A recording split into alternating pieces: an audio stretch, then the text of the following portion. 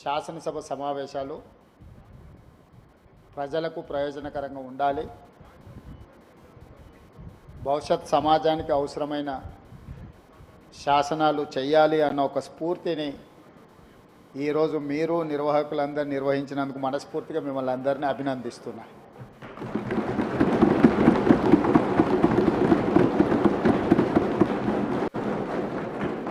నాకు తెలిసి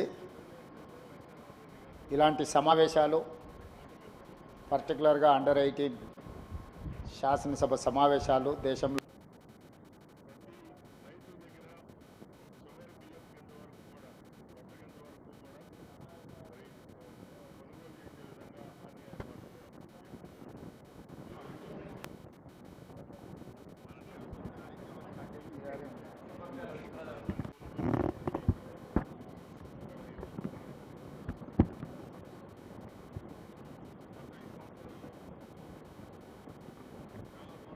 ఇలాంటి సమావేశాలు మన సమాజానికి చాలా అవసరం. ఈరోజు మీ నేతృత్వంలో అండర్ 18 అసెంబ్లీ సమావేశాలలో డ్రగ్ అబ్యూస్ బిల్, అదేవిధంగా అండర్ 18 హెడ్ క్వార్టర్స్ బిల్తో పాటు శాసనసభలో సభ్యులు లేవనెత్తిన ప్రశ్నలకు వాటికి ఇచ్చే సమాధానాలతో పాటు ప్రభుత్వం తీసుకుంటున్న నిర్ణయాలను కూడా మనం చర్చించుకోవాలి. ప్రతిపక్షాలకు ప్రశ్న అడగడం, ప్రభుత్వాన్ని నిలదీయడం అనేది వాళ్ళ బాధ్యత. ప్రజాస్వామ్యంలో speaker right hand side treasury benches ఉంటాయి, left hand side opposition benches ఉంటాయి. Leader of opposition, leader of the house ఇద్దరికీ ఈక్వల్ ఆపర్చునిటీస్ ఉంటాయి.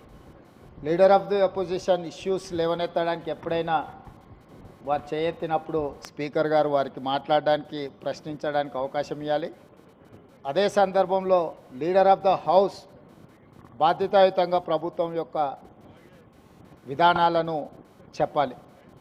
ప్రధానంగా సభను నడిపించే బాధ్యత లీడర్ ఆఫ్ ది హౌస్ మీదనే ఉంటుంది. శాసనసభ సమావేశాలను ఎప్పుడైనా బాధ్యతాయుతంగా నిర్వర్తించడం అనేది ప్రభుత్వం యొక్క బాధ్యత. ప్రభుత్వం చేసే నిర్ణయాలను ప్రజలకు చేరవేయడానికి ఇది ఒక మంచి వేదిక.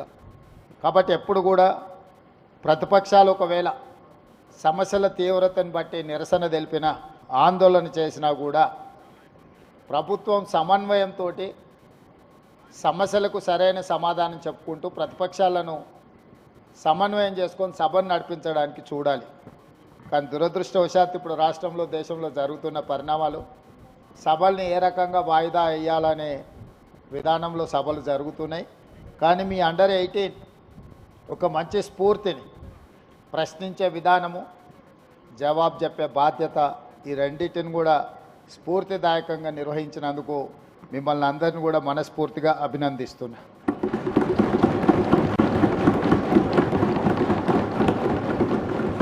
అదేవిధంగా ఈరోజు 14th నవంబర్ భారతదేశ మొట్టమొదటి ప్రధానమంత్రి పండిత్ జవహర్లాల్ నెహ్రూ గారు జన్మదినము. ఇది బాలల దినోత్సవం. పండిత్ జవహర్లాల్ నెహ్రూ గారి దేశంలో ఎడ్యుకేషన్ రెవల్యూషన్, అగ్రికల్చర్ రెవల్యూషన్ తీసుకురావడంతో ఈరోజు ఈ దేశంలో ప్రతి పేదవాడు చదువుకునే అవకాశం, డాక్టర్లు, లాయర్లు, ఇంజనీర్లు, ఐఏఎస్, ఐపీఎస్లు అయ్యే అవకాశం నెహ్రూ గారు తీసుకొచ్చిన ఎడ్యుకేషనల్ రిఫార్మ్స్లో మనకి అవకాశం వచ్చింది.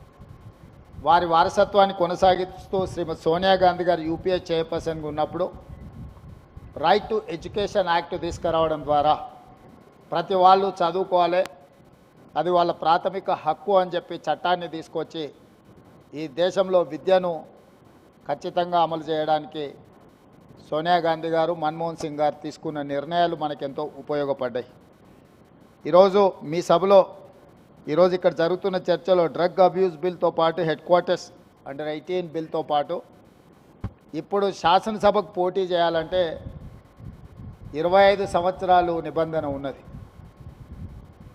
గతంలో ఓటు హక్కు 21 సంవత్సరం ఉంటే రాజీవ్ గాంధీ గారు ఈ ఓటు హక్కును యువతకు అందుబాటులోకి తీసుకురావాలని 18 సంవత్సరాల వయసు నిండిన వాళ్ళందరికీ ఈరోజు ఓటు హక్కు వచ్చింది. అండర్ 18 మీరు 18 కంప్లీట్ చేసుకున్నప్పుడు మీకు వచ్చే ఓటు హక్కును భారత ప్రధానమంత్రి రాజీవ్ గాంధీ గారు ఉన్నప్పుడు చట్టాన్ని రాజ్యాంగాన్ని సవరించి 21 ఇయర్స్ నుంచి 18 ఇయర్స్కు తీసుకొచ్చిన సంగతి మీ ద్వారా 18 ఇయర్స్ కంప్లీట్ చేసుకున్న మొట్టమొదటిసారి ఓటు వేయబోతున్న ప్రతి విద్యార్థులకు విద్యార్థినులకు నేను గుర్తు చేయదలుచుకున్నా.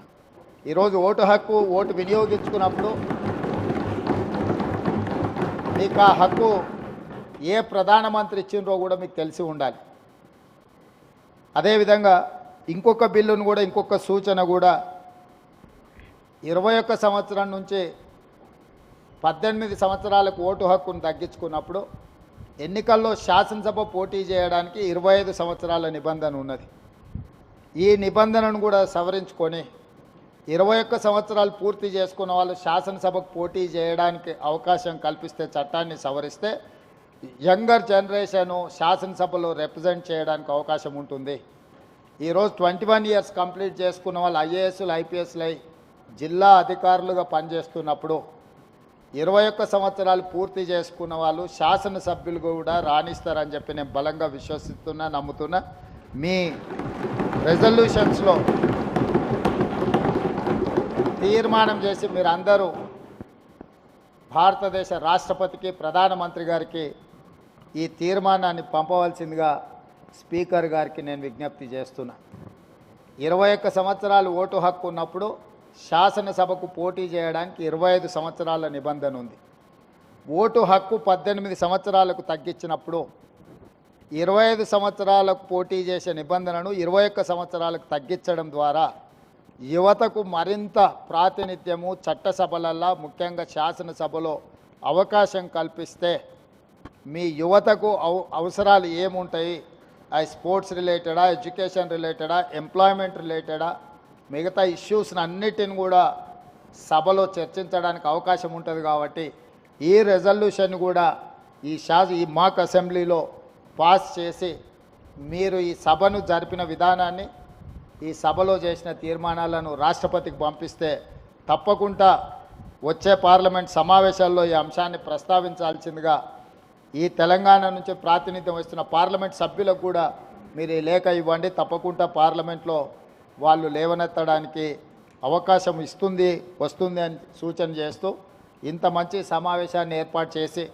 ఒక స్ఫూర్తిని, ఎందుకంటే చాలామందికి రాజకీయాలు అంటే అదేదో మనం ఎవరము స్వీకరించని వృత్తిలాగా ఒక రకమైన ప్రభావితం చేసే విధంగా ఈరోజు సభలు జరుగుతున్నాయి. మీరందరూ చేసిన ఈ ప్రయత్నం ఇందులో నుంచి తప్పకుండా మీలో కొందరైనా శాసనసభకు రావాలని, రాజకీయాలలో మీరు రాజకీయాలను వృత్తిగా ఎంచుకోవాలని మీ అందరికీ సూచన చేస్తూ మీ అందరి దగ్గర సెలవు తీసుకుంటున్నాను.